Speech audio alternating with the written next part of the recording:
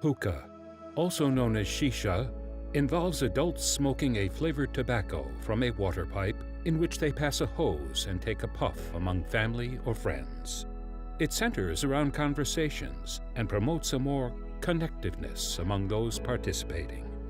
Hookah is deeply rooted in a cultural tradition that has been present throughout generations among Indian, Persian, Turkish, Egyptian, and other Middle Eastern families. Its gesture is more than an entertaining social activity or means to relax. It's a way that families, relatives, friends, and business associates in these cultures provide hospitality and strengthen bonds with one another. The first hookah in the form we know today dates back to 16th century India, at a time when Indian glass manufacturing began as a result of the exporting of glass through the British East India Company. During this period, smoking tobacco also became popular amongst noblemen in high society. In an attempt to purify smoke through water in a glass base called shisha, the hookah was invented. Hookah soon cemented itself as a way for noblemen to show their high social status. In the 17th century, hookah became part of the Persian culture, where strong dark leaf tobacco called ajami was used.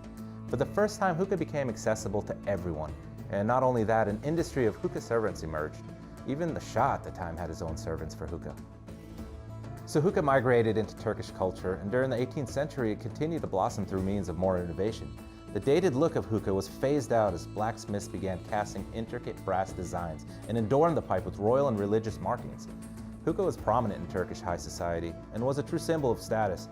It was smoked after royal dinners and even at diplomatic meetings. Offering a hookah to a guest was so important of a sign of trust that withholding it could have been a serious insult.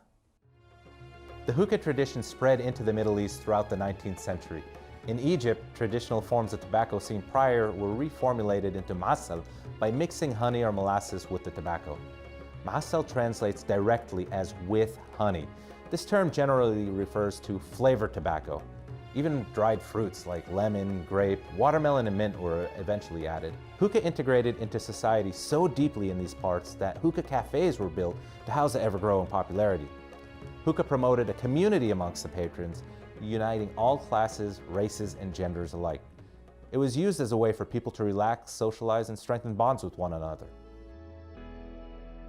Hookah traditions continued to deepen in cultures throughout India, Persia, Turkey, and the Middle East, and in neighboring countries such as Israel, Armenia, and Pakistan. However, by the late 1900s, hookah has migrated to virtually every continent as immigrants of these countries brought this custom with them to share a piece of their culture with the New World. In the early 21st century, a hookah industry surfaced in the United States as early pioneers found ways to improve the quality of products using modern technology. Innovations in flavors choices beyond the traditional were also crafted to address the demands of current-day taste preference and variety. Today, in the United States and around the world, hookah has hardly broke from tradition, as it is still revered as a way to show respect and provide good hospitality as it was hundreds of years ago.